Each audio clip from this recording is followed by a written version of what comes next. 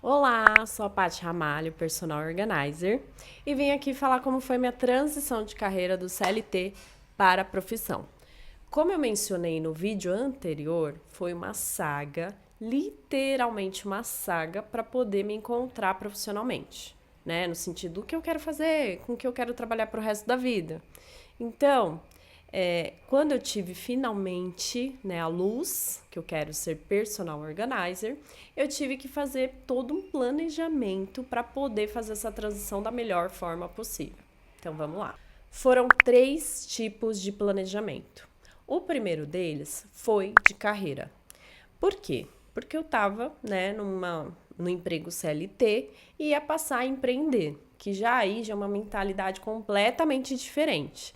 Então, eu precisava me planejar para isso. Então, pensei, estruturei e anotei o que eu ia fazer. Bom, primeiro passo era sair do emprego atual. Como que eu ia? Se eu ia pedir demissão, se eu ia ser desligada, como que eu ia fazer esse anúncio, como que eu ia fazer, né, a transição para o personal organizer, como que eu ia divulgar, qual que seria o primeiro canal de divulgação. Então eu tive que fazer todo um passo a passo para fazer essa mudança, né? Que aí já exige muito, porque tem muita coisa que não depende de você, mas que você precisa dar o primeiro passo. E o primeiro passo que eu dei para essa mudança foi falar abertamente para os meus gestores, né, falando principalmente de planos futuros, empresa, desenvolvimento, que eu falei, eu não quero seguir nisso aqui.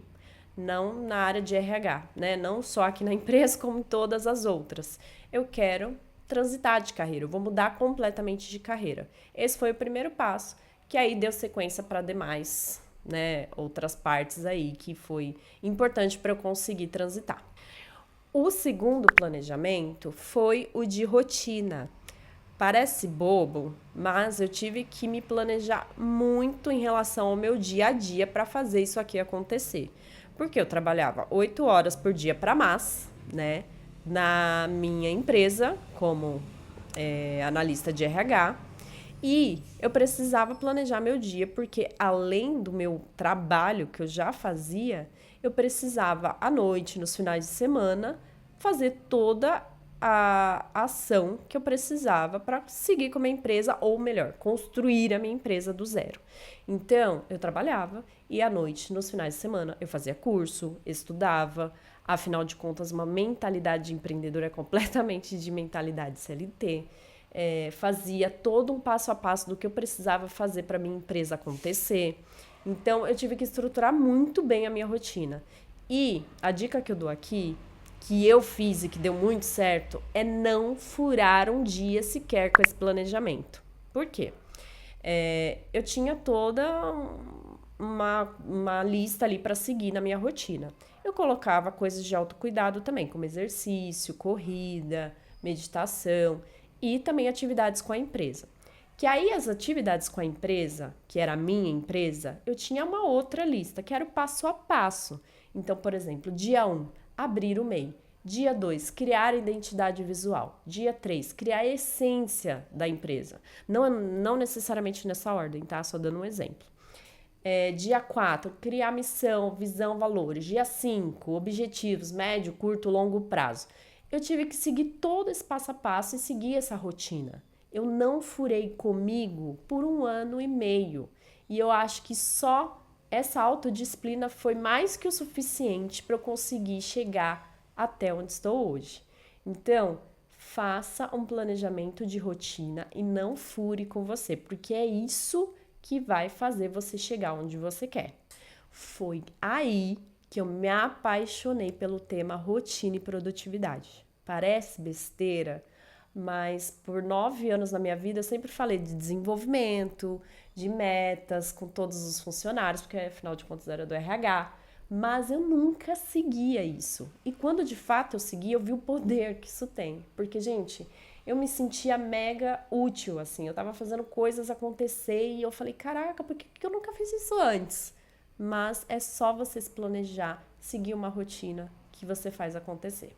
O terceiro planejamento que eu tive que também elaborar é o planejamento financeiro. Afinal de contas, nenhuma empresa hoje sobrevive sem clientes, sem dinheiro, sem caixa. Isso é premissa básica, tá? Ok, você sabe, né? Mas também criar uma reserva de emergência, porque afinal de contas, uma empresa, ainda mais eu que estava começando do zero, eu sabia que eu não ia ter milhares de clientes no primeiro mês. Eu sabia que isso ia demorar um certo tempo. Então, eu tive que me planejar financeiramente e o conselho que eu dou, que é uma das coisas que eu voltaria atrás e faria diferente, é fazer um planejamento financeiro muito mais pessimista. Por quê? Afinal de contas, a gente nunca sabe o que pode acontecer, quanto tempo vai, né, demorar para você conseguir clientes para se sustentar. Então, assim, se nada der muito certo, você já está no cenário, né, pessimista. Então, tá dentro do que foi planejado. Agora, se deu ao contrário, tá indo super bem, você tá indo super bem, você tá no lucro. Então, faça um cenário pessimista, faça uma reserva de emergência robusta, que a chance de você desistir ou quebrar é menor, né? Como várias estatísticas do mercado apontam aí, e nem vou trazer esses dados porque você já deve ter escutado bastante, muitas empresas quebram antes dos 5 anos ou até menos que isso. Então, para você diminuir essa chance de você desistir ou quebrar, faça um planejamento financeiro, uma reserva de emergência para a sua empresa, de forma que você se sustente aí por alguns anos. Eu nem vou falar de reserva de emergência pessoal, que é uma coisa aí que você já deveria ter, e nem sou especialista e nem vou entrar nesse ponto. Mas é necessário você fazer um planejamento financeiro para a sua empresa continuar vivendo ao longo dos anos, independente de todas as dificuldades. Bom, esses foram os 3 tipos de planejamento que fizeram acontecer e que fizeram a Paty Ramalho Organizer nascer, e é onde eu estou aqui hoje. Isso me ajudou com toda certeza a conquistar muitas coisas. Claro que assim, eu aprendi errando bastante, mas também fazendo, errando, consertando e aprimorando. Não ache que você vai criar uma empresa que vai dar tudo certo de cara, porque a gente precisa ter coragem mesmo e fazer, né? Fazer acontecer, errando, acertando e por aí vai. Espero que de alguma forma eu tenha te ajudado. E se você sentiu falta de alguma informação, se você acha que algum outro planejamento é necessário para fazer uma transição de carreira, coloca aqui nos comentários que com certeza vai ajudar muita gente, tá bom? E é isso, pessoal. Um beijo da Paty e até o próximo vídeo.